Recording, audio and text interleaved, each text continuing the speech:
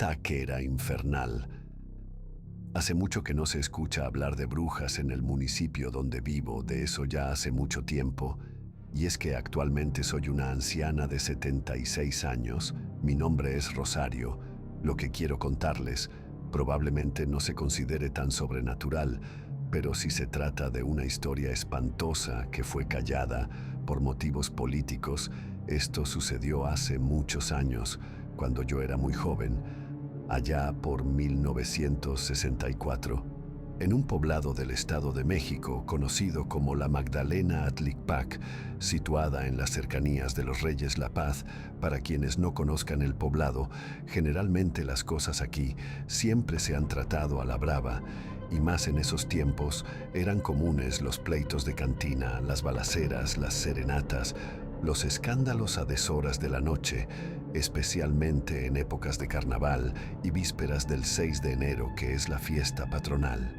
En pocas palabras, siempre ha sido un pueblo tradicional, pero supongo que debido a la llegada de la modernidad, mucha gente había olvidado que en este pueblo en sus inicios hubo brujas y nahuales, duendes y espantos, y fue presuntamente una bruja la que trajo el terror a los corazones y las almas de los pobladores de este popular municipio.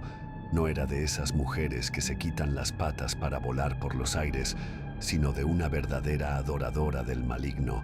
Antes de que hubiera transporte colectivo, si querías ir al centro de los Reyes desde acá, tenías que salir caminando hasta la carretera y agarrar un camión colectivo de esos que se detenían en cada poblado para subir o bajar pasaje, de los que iban puebleando, como se dice comúnmente, al centro, y que se tardaban horas en pasar.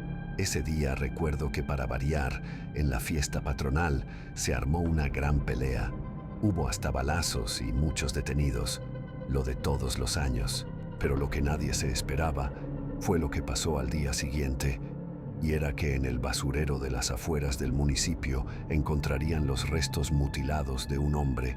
Nadie supo de quién se trataba, pues la verdad dejaron muy poco de él, como para saber a simple vista de quién se trató en vida. En el municipio había una señora de Oaxaca, de Valles Centrales, que se llamaba Doña Magos o Margarita para sus más allegados. Realmente nadie recordaba cuándo había llegado, pero sí sabían algo de sobra. Ella vendía, según los dichos de la gente, los mejores tacos de carnitas del mundo, no solamente muy bien servidos, sino los más sabrosos. Lo curioso era que casi nunca se quedaba más de 2 horas vendiendo, pues acababa rapidísimo toda su mercancía, hasta el caso de ir 3 veces al día debido a la gran demanda que tenían sus tacos. Margarita no era muy vieja, era como de 50 años, robusta, muy amable, pero por alguna razón a nadie de mi familia nos caía bien. Y era algo raro porque nunca nos hizo nada, pero era su mirada, esa maldita mirada penetrante y lasciva, lo que te ponía mal. Era muy pesada, sus ojos eran fijos, ambarinos, como los ojos de los coyotes, y así te miraba, una mirada fría y perturbadora, como si literalmente quisiera comerte, pero su negocio prosperaba rápidamente.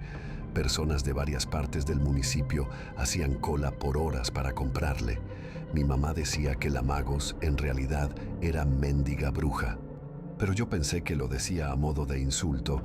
Ya saben cómo son las mamás cuando no les cae bien otra mujer. Pensé que hablaba solo en sentido figurado.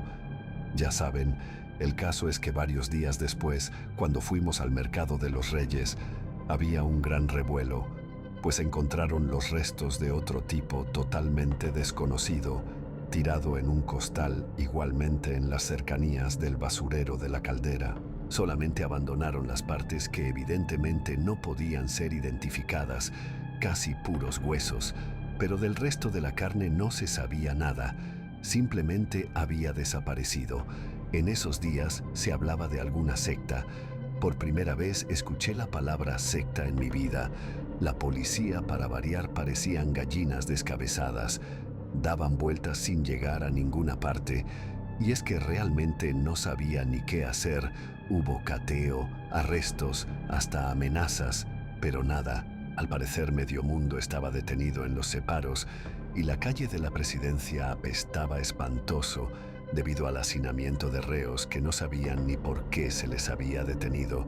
El caso es que a la semana siguiente, nuevamente hubo otro cuerpo abandonado en las afueras, esta vez mucho peor que los anteriores. Tuvieron que soltar a los presos con el clásico "usted disculpe", mientras la Magos ya hasta camioneta nueva tenía para traer un puesto de tacos mucho más grande, los cuales claramente no duraban nada en venderse. Por alguna razón, la policía fue a casa de Margarita. Fue una simple casualidad, al igual que a muchas personas del barrio. Era para hacerle unas preguntas de rutina. Esta los recibió de manera amable, los sentó a la mesa y les puso 3 platos repletos de tacos. Platicó normalmente con los oficiales, contestó las preguntas de manera tranquila y cándida. Nadie podría sospechar de una señora tan amable y atenta, pero sobre todo tan cooperativa. Pero al parecer, esta vez la suerte no estuvo del lado de Margarita ese día.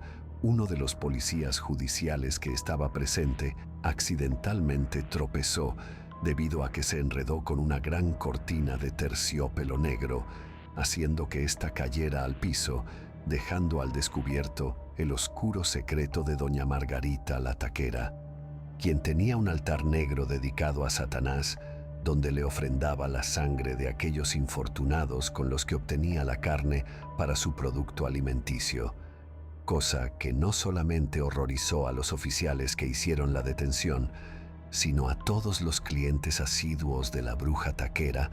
Más tarde, ella confesó que evidentemente, en todos los años que tenía viviendo en el municipio de Los Reyes, ella había obtenido su materia prima de los bandoleros que iban de buscapleitos a las fiestas y otros más, sirviendo a su señor oscuro, trabajando como bruja para alguna gente de dinero que también se vio embarrada hasta el cuello del asunto.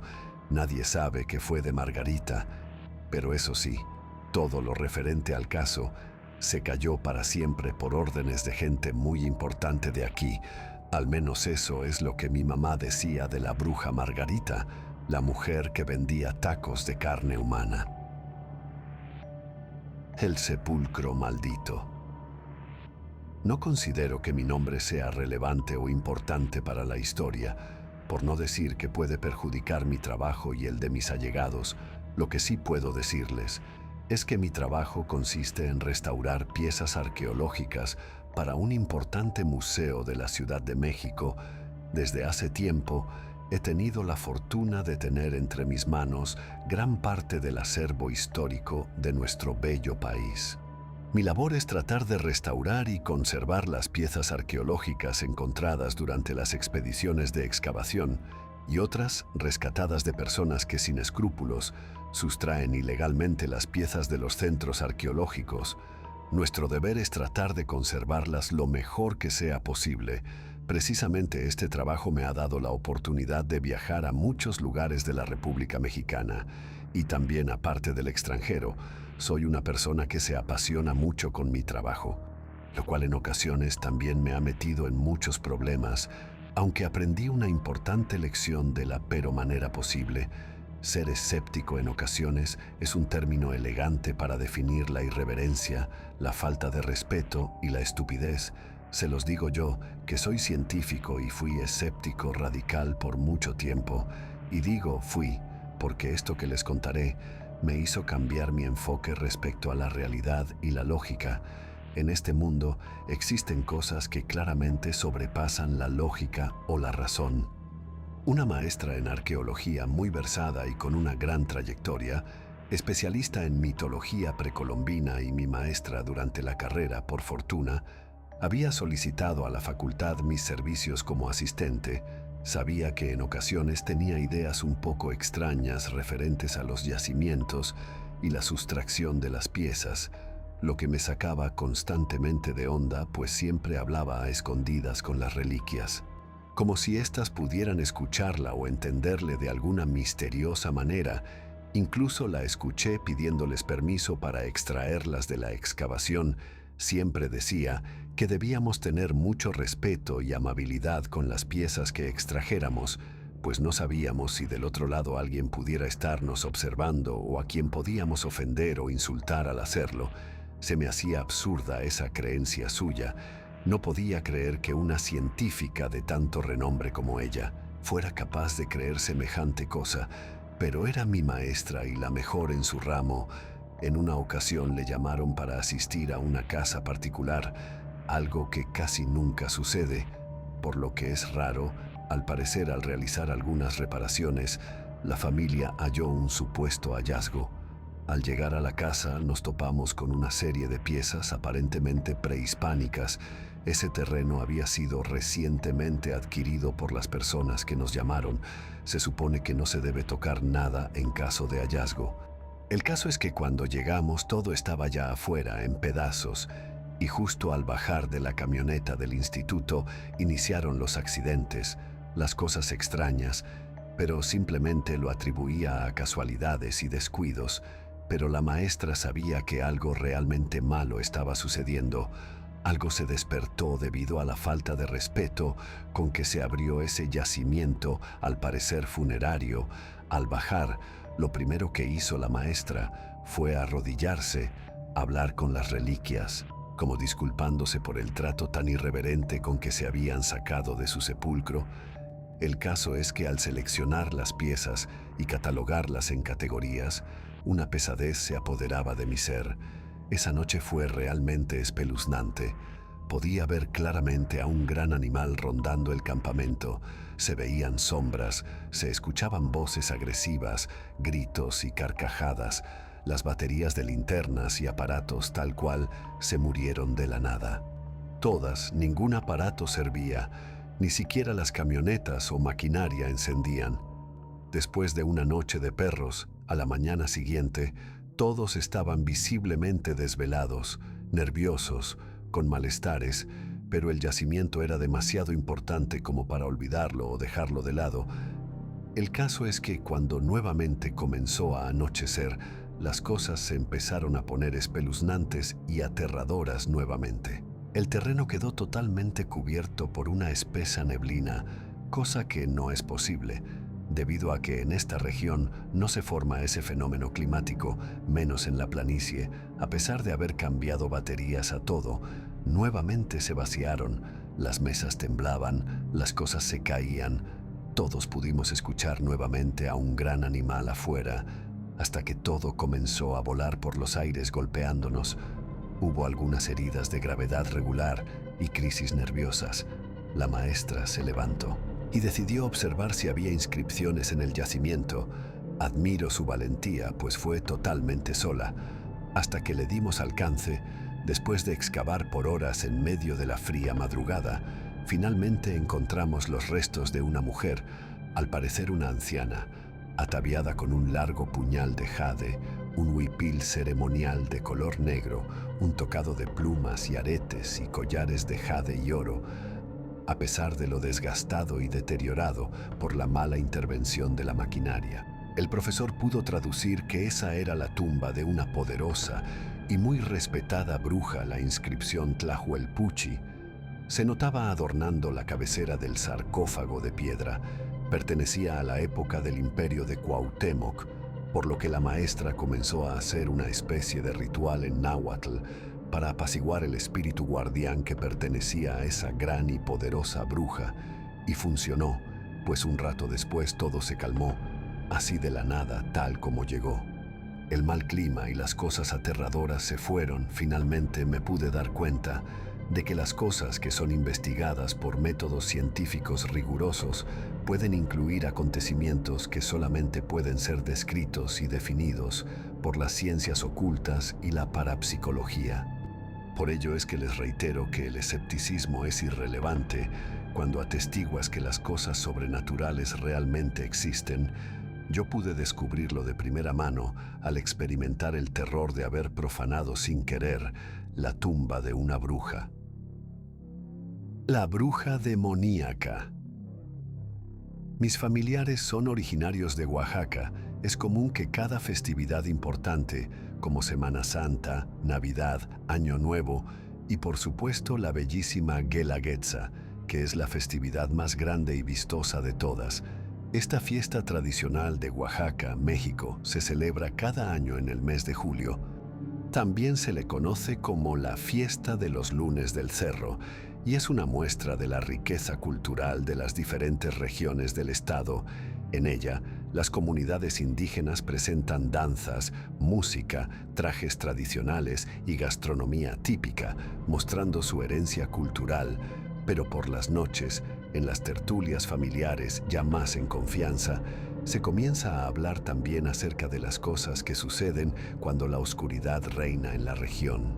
Reconozco que antes no me interesaba en la cultura de mis raíces, simplemente lo veía como turismo superficial y ya, hasta que en unas vacaciones en las que fuimos a visitar a unos tíos en valles centrales, mi opinión acerca de las leyendas y el terror nocturno de mi lugar de procedencia cambió para siempre. Mis primas y yo decidimos salir solas de compras.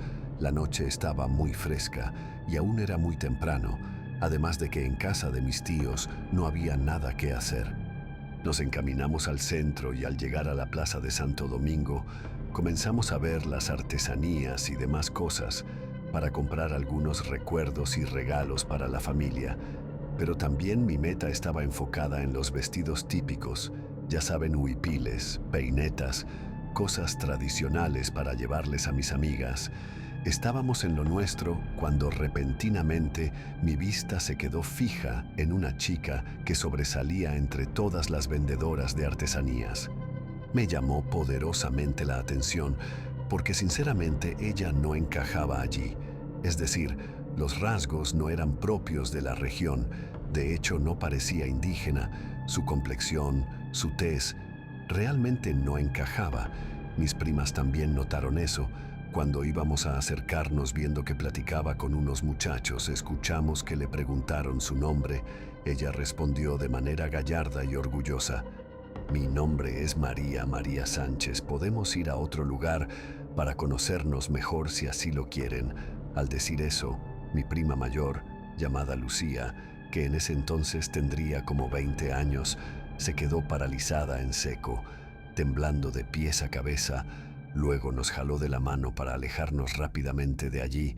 Cuando finalmente estuvimos lejos, el susto no se le podía quitar, al grado que comenzó a sollozar y respiraba demasiado agitada.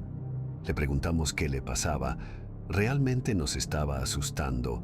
Una vez que pudo calmarse, nos dijo que si no habíamos escuchado que esa mujer dijo llamarse María Sánchez, y al decirle que no sabíamos qué significaba eso, nos contó que María Sánchez es una mujer de gran hermosura, con un cabello largo muy llamativo, a veces negro y a veces de color claro, rizado o liso, de tez en ocasiones morena clara, o bien blanca o bien morena, pero que ella no pertenece a este mundo. De ella dicen algunas versiones que vende artesanías o que bate téjate o chocolate, pero en realidad es una bruja demonio o una aparición demoníaca, mejor conocida como la Matlaquiwa. Los ancianos del pueblo dicen que su principal afición es atraer a los hombres infieles, borrachos, criminales o los de mala reputación, presentándose ante ellos también a los golpeadores o los don Juanes, o de comportamiento violento para con sus esposas y sus familias, con el fin de llevárselos para que se pierdan entre los cerros o de que acaben desbarrancados. Las viejas dicen que les roba su aparato reproductor a los infieles y que los deja sin órganos genitales. Dice la gente que los hombres que han ido detrás de la hermosa joven, después de seguirla por largo trecho en el monte, ésta se detiene dándoles la espalda. Cuando se acercan, descubren que los pies de María Sánchez son en realidad pezuñas de algún animal, lo cual es la muestra de su naturaleza diabólica. Espantados cuando quieren mirar su cara, dicen que esta es una calavera de caballo putrefacta y espantosa, y cuando encuentran a estos hombres, se dan cuenta que han muerto o enloquecido a causa de la impresión o de la estupefacción de verla tal cual es. Se enferman y a veces se mueren del puro susto. Y es que María Sánchez es el nombre con el que a veces se presenta la Matlaquiwa, quien seduce y asesina a los hombres malos, y si peor les va, La Matlachigua los devora. Traté de aguantarme la risa para no hacer sentir mal a mi prima, pero honestamente esa historia no me la creía para nada. Pero bien dicen que la realidad a veces llega sutilmente y en 385 ocasiones te pega con tubo. La mañana del día siguiente encontraron a los muchachos, esos turistas que vimos en la plaza, después de buscarlos por el reporte de sus compañeros de viaje. Los hallaron en el fondo de una barranca. Uno de ellos estaba semi-devorado. Se lo atribuyeron, según ellos, a algún animal salvaje, probablemente un puma o algo así. Pero las mordidas eran claramente cuadradas, como las que hace un equino. Y los otros dos chicos mostraban en su rostro un espantoso rictus de terror muy profundo. El rigor mortis mostraba que murieron de miedo, de puro terror, como si hubieran visto algo horroroso justo antes de morir. Lo peor de todo es que ninguno de ellos contaba con sus genitales. Algo o alguien se los había arrancado violentamente. No fue raro escuchar las conversaciones en el pueblo de que la noche anterior María Sánchez fue vista en Santo Domingo vendiendo sus artesanías y todos se santiguan. Es un secreto a voces que en esa región de valles es el territorio de caza de la famosa y letal Matlachigua.